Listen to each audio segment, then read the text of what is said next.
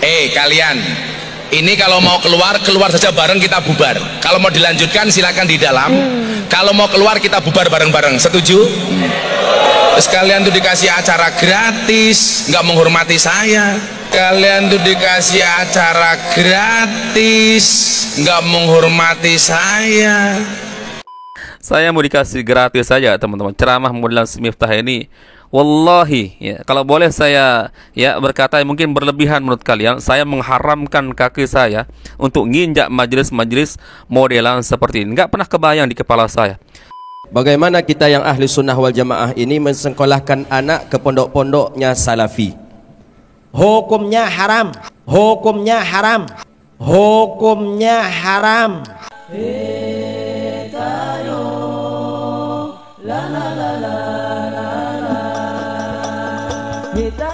Kita yuk, marilah bersolawat agar dapat syafaat dari Nabi Muhammad. Kita yuk, marilah bersolawat agar dapat syafaat dari Nabi Muhammad.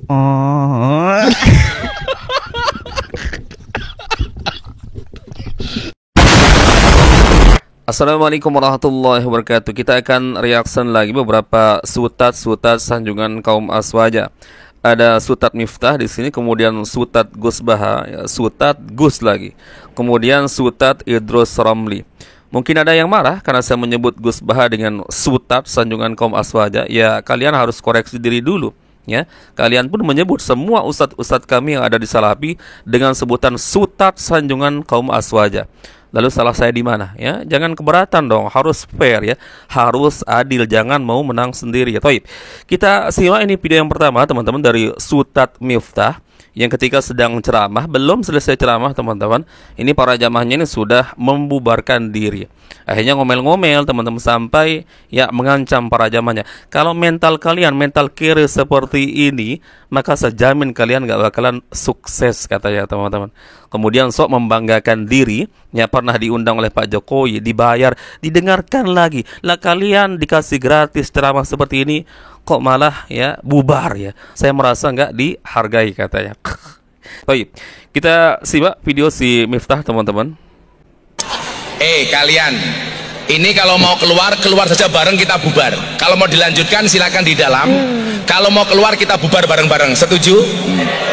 Terus kalian tuh dikasih acara gratis, nggak menghormati saya. Kalau memang nggak mau mendengarkan saya, oke kita bubar bareng-bareng. Aku nggak rugi. Tapi saya itu selalu berprinsip, saya akan menghormati siapapun yang berbicara. Kalau pola kamu, budaya kamu seperti itu, tak jamin kamu nggak akan pernah jadi orang besar. Mental kamu itu mental kere, tahu? Salah satu mental kere itu siapa? Ada orang ngomong, kamu malah wirawiri, sok penting.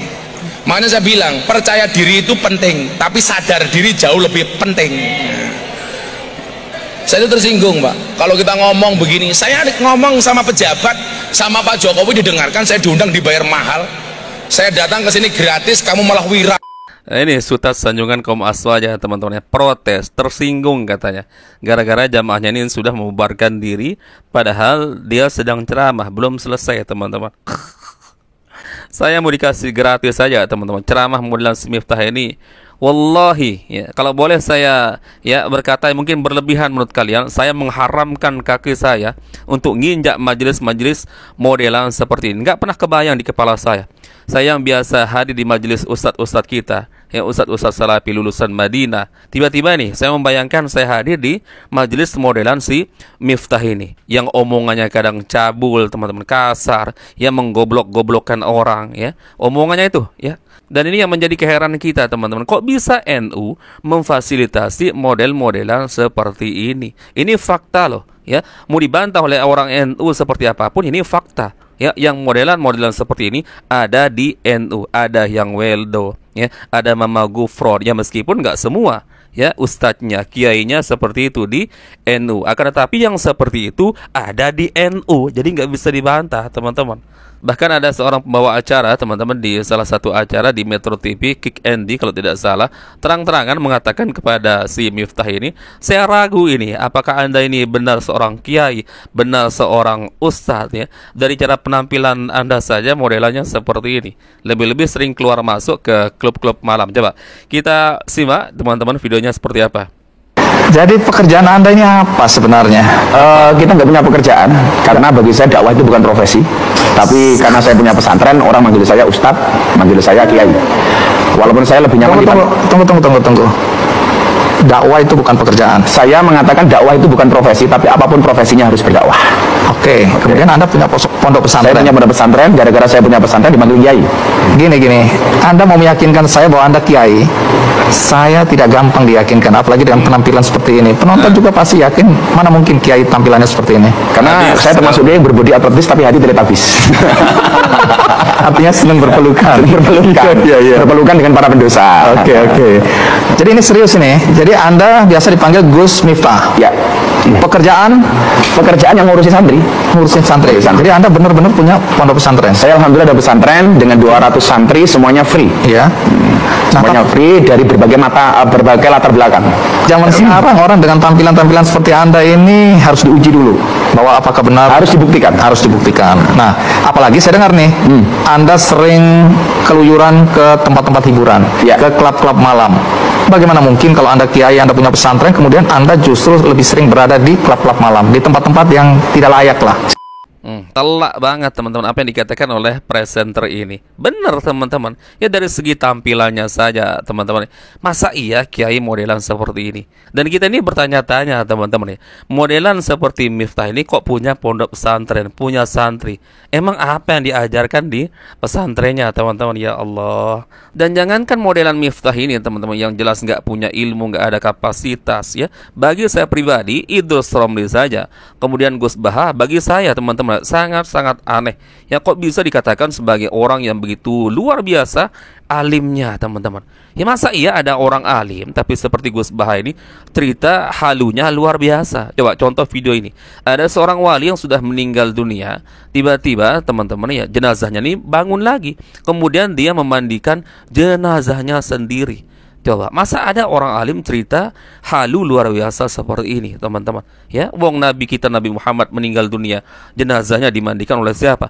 Oleh para sahabat Nabi. Baik, kita simak coba seperti apa kehaluan cerita dari Gus Baha, teman-teman ya. Baik, ini videonya. Kalau ada wali tertentu yang mau didusi itu hak beliau. Masyhur Ahmad Al-Badawi. Dia ini wali isin nak didusi salam no. Itu isin deh. Wah, kira masyhur didusi tangi adus dhewe. Isin dong, misalnya wali terus. Nah itu hak beliau kan. Jadi ulama fatwa wajib itu tapi ra iso kalah keramat akhirnya.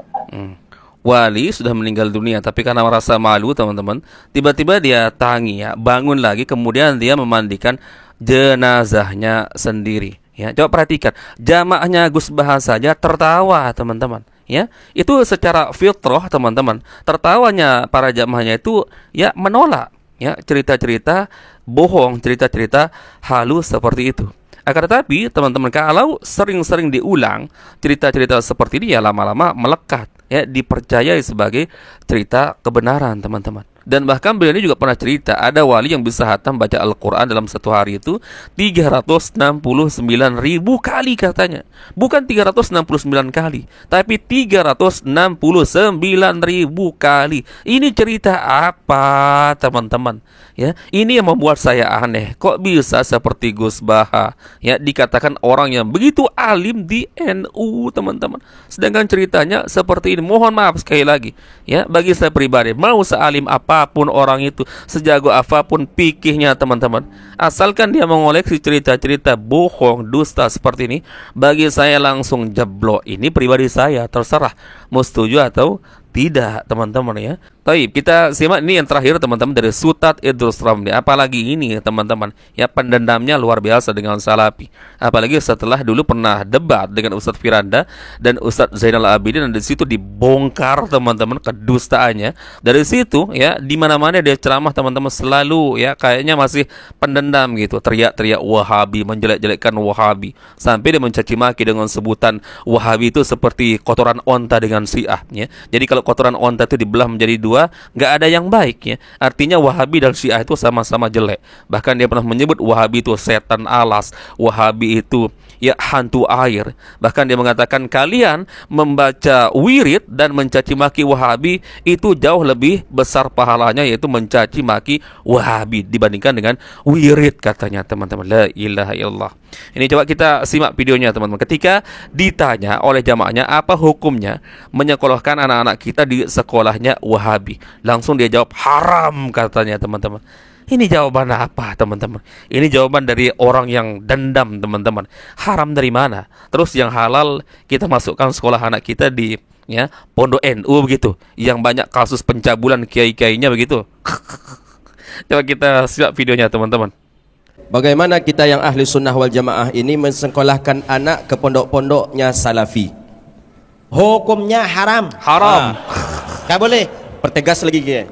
Jadi menyekolahkan anak-anak ke lembaga-lembaga di luar ahlus sunnah wal jamaah itu hukumnya haram. Mengapa? Berarti nanti menyerahkan anaknya untuk menjadi pengikut aliran sesat, menjadi pengikut aliran tidak benar. Karenanya segera bertaubat, cabut dan pindah ke sekolah ahlus sunnah wal jamaah. Nah ini teman-teman, jawaban apa ini? Ya, sekolah di pondok Salafi atau Wahabi katanya hukumnya haram. Seperti yang saya katakan tadi teman-teman ya, ini si Idrus Ramli ini masih dendam dengan Ustadz Salafi, terutama Ustadz Firanda, Ustadz Zainal Abidin, karena dulu waktu dia debat dipreteli teman-teman ya, sampai dia sendiri mengakui bahwa tahlilan itu ya hukumnya ya bid'ah mungkar sesuai dengan kitab-kitab mereka teman-teman. Akan tetapi kan jelas alasannya. Tapi kalau kita perangi sekarang justru kita yang dimusuhi oleh masyarakat. Dia mengakui teman-teman ya tahlilan itu ya bukan sunnah Nabi ya, waktu dia debat dengan Ustadz Firanda. Makanya teman-teman, meskipun si Idrus Salam ini bersalaman ketika sudah selesai debat ya, kita anggap sudah selesai teman-teman. Tapi faktanya di mana-mana ini kalau ceramah selalu menjelek-jelekkan Salafi ya.